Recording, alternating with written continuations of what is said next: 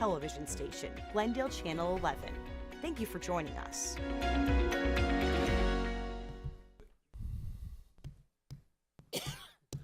All right, good afternoon. Welcome to Glendale City Council Workshop Session of April 9th, 2024. The meeting is called to order. Attendance roll call, I will call because I'm missing somebody. Councilmember Clark. Here. Councilmember Melner. Present. Councilmember Tomacha. Here. Councilmember Turner. Vice Mayor Hugh. Here. And I'm present. So if Councilmember Turner shows up, you take note. With that, Ms. Barber, would you introduce item number 1? Council item of special interest, Valley Metro's Ride Choice Program. Good afternoon, Mayor, members of the council. We have one item today in our workshop, and it will be led by our Transportation Department, headed by Shahid Abbas, and it will be joined by Kevin Link. Thank you, City Manager, and good afternoon, Council. Good afternoon, Mayor and the Council. We presented this item before the Council on March 26th. At that time, we included as an option for both senior citizens and ADA. The staff estimated a cost of around $465 to $745 to start this program. At the council direction, we removed senior citizens from these options, which we are going to present you today, and we rerun our cost analysis. And we found if we remove senior citizen from the program, our cost almost breaks even. The saving from the paratransit goes towards the Right Choice program if we do not open this program to the senior.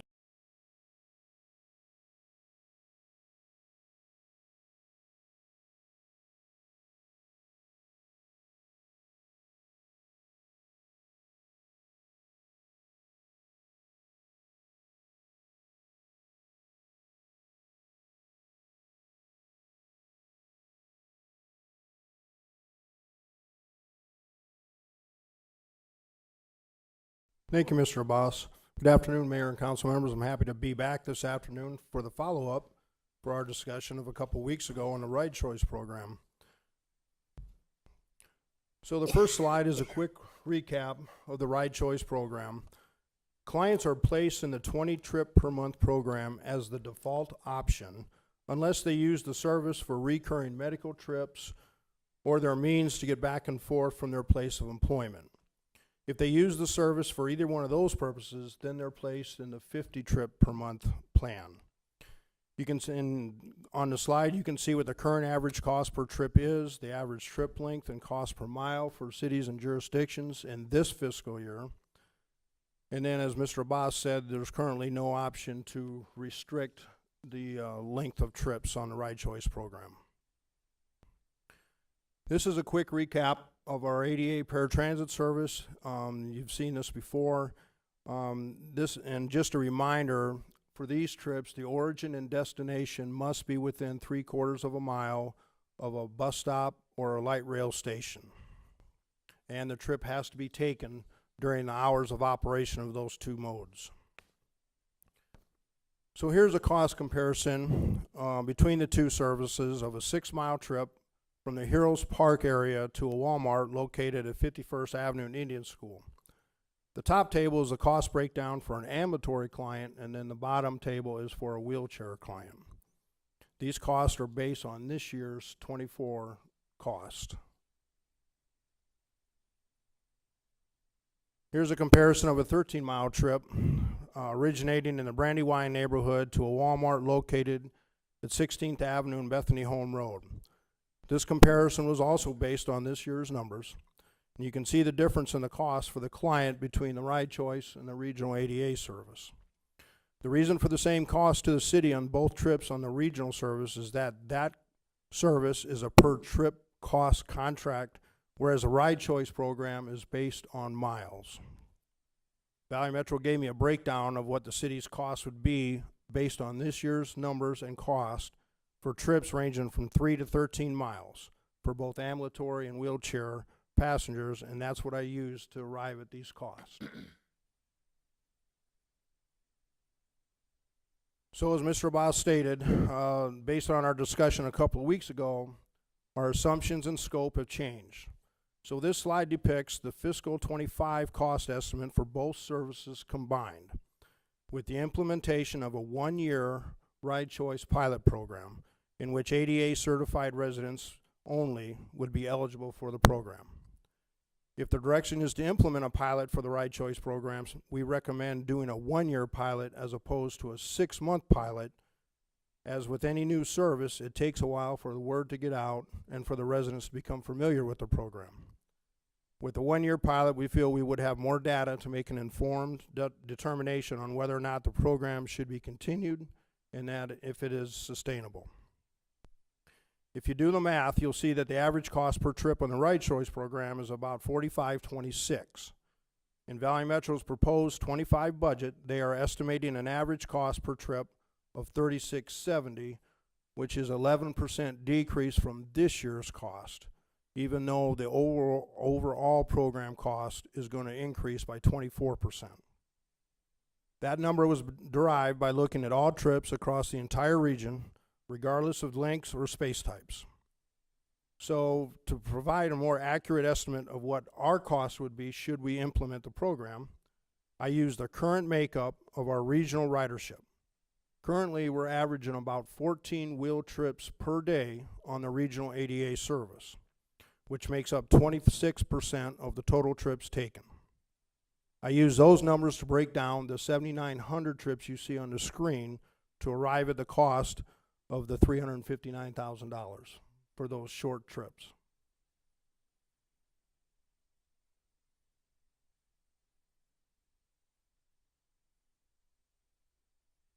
This is a repeat slide from the presentation a couple weeks ago, using our current assumptions of the program being for ADA eligible residents only.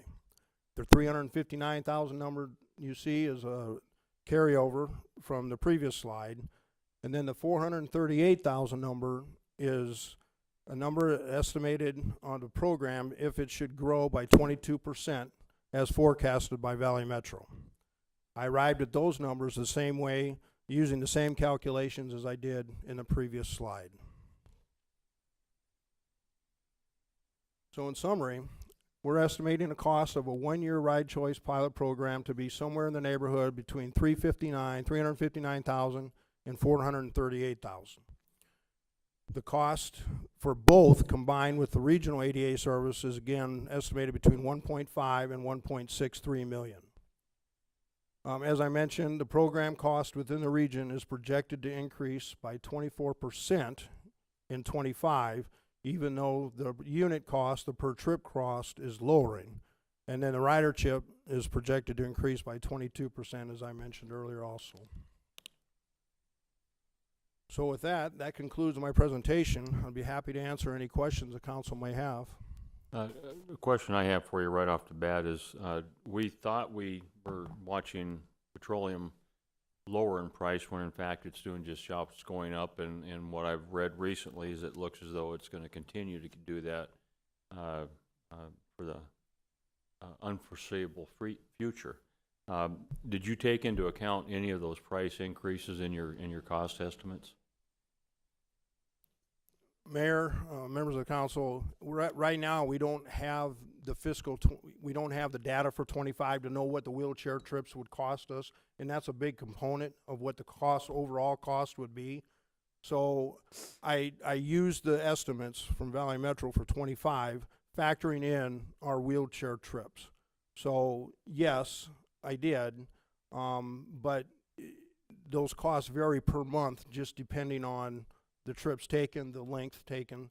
So that's about as best estimate as I can give you based on our trip data from the ADA service.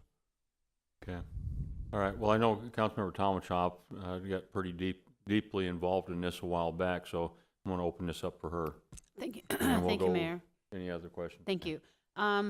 So what is staff's recommendation, before I ask any questions, what is your recommendation? Mayor and the council member, with the given data, we can sustain a one-year pilot program if our numbers hold true. Okay, thank you. I'm happy to hear that. Because one of the other things I didn't see is that Valley Metro, their projections are that the The trips increased by 20%. The operating costs also increased by around 19%, but the fare revenues they're forecasting to increase by 35%. And then the cost per trip to reduce by 11%. So, given the history in other cities that they're finding that this is saving them money and the way these trips, the cost for these trips is escalating in a traditional paratransit trip, I think I'm very supportive. I appreciate your mind change of giving it a try for a year and seeing if we can save some money. The cost to the ADA traditional rides is going to continue to escalate. There's no way to get a handle on that. So hopefully this will end up in the long run saving us some money. So thank you. Melner.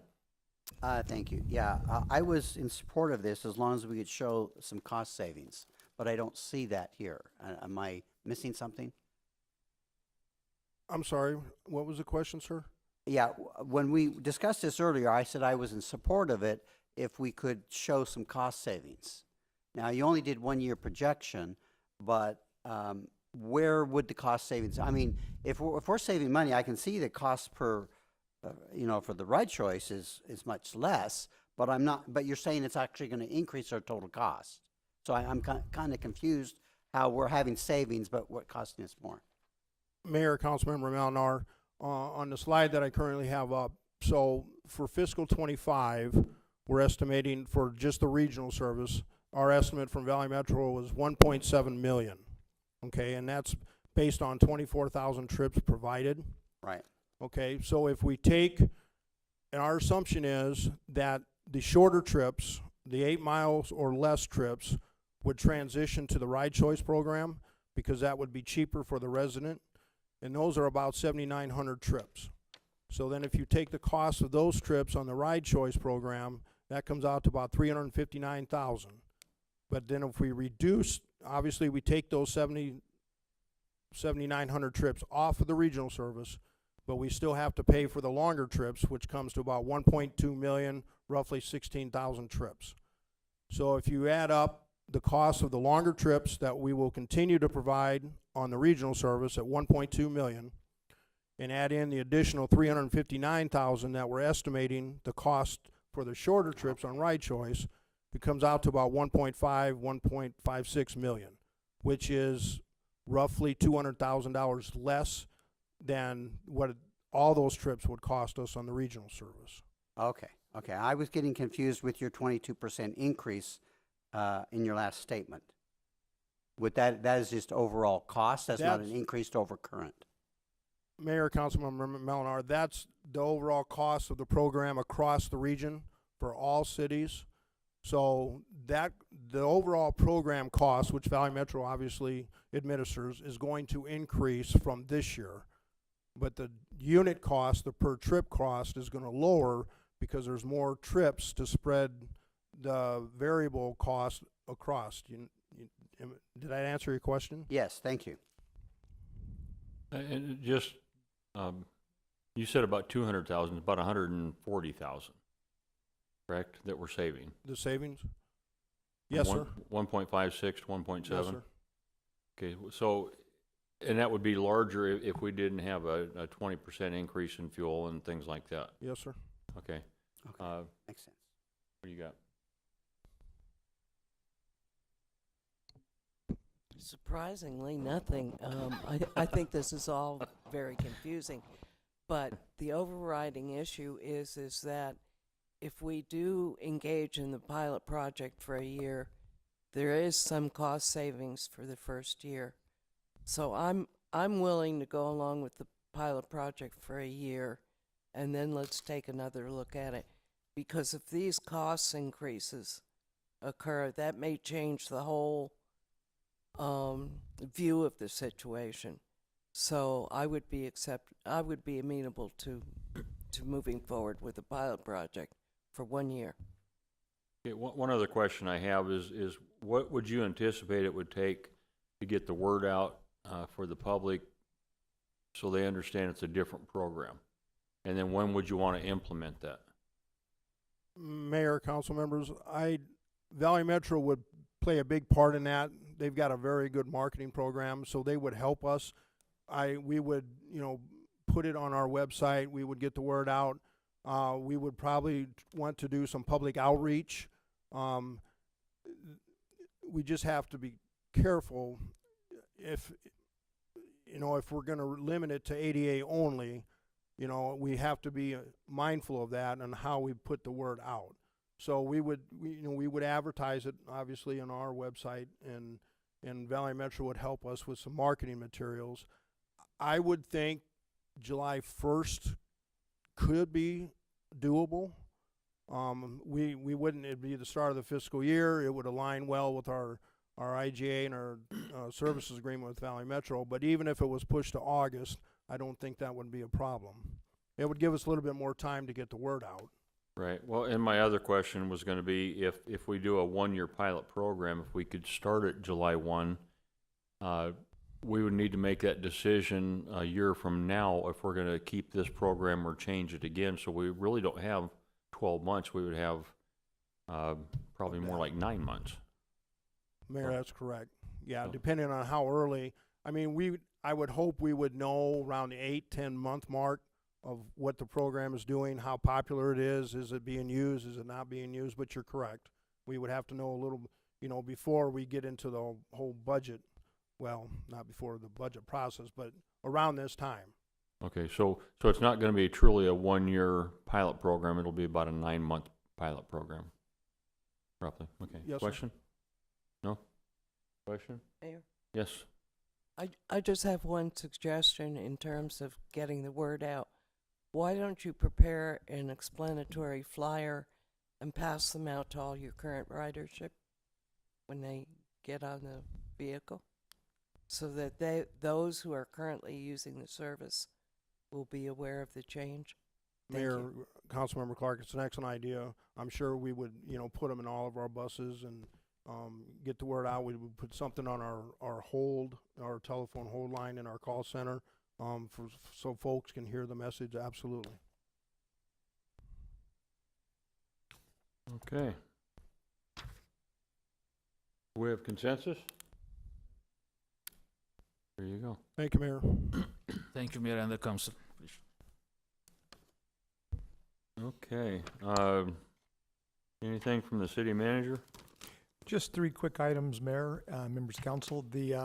With the completion of the Final Four last night, Glendale has just hosted in back-to-back years 2 of the largest global sporting events that exist. And by all accounts, they also were some of the most safest and successful events for both the NFL and the NC2A. The effort to host this takes a lot of involvement, and it starts first and foremost with leadership from the council, supporting through the budgeting process, and making sure we have the right amount of staff. And so I certainly want to compliment the council for showing leadership, because it would not happen without you prioritizing this. And then obviously you've got a tremendous team of people who work for the city. Almost every department had to touch these events in one way or another. It was literally hundreds and hundreds of people from our team that made this happen. And so my congratulations to those who really did the work and the planning. Again, it would not happen without them. Now, while the Final Four is over, we still have things going on. And this weekend, we're going to conclude our fall and winter music series, which we call Live at the Lot.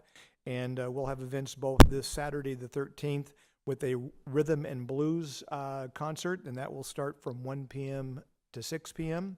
And then on Sunday, April 14th, we'll hold our 27th annual Glendale Family Bike Ride, and it will go from 7 a.m. to noon, and it starts off at our historic Saguaro Ranch Park.